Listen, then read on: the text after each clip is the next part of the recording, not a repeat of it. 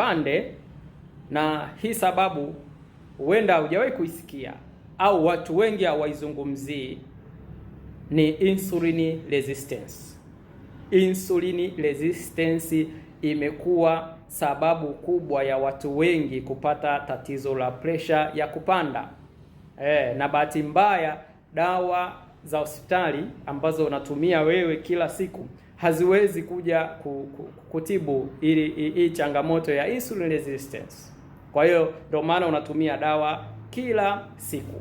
Sasa insulin resistance ni nini? Insulin resistance ni ile hali ya seli za mwili wako, hasa seli za kwenye misuli, seli za kwenye ini kushindwa kuitikia vizuri homoni ya insulini.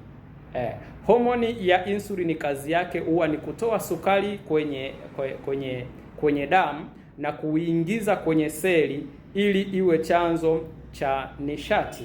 Sasa seli zinaposhindwa kuwa na mwitikio mzuri kwenye hii homoni ya insulini, ndo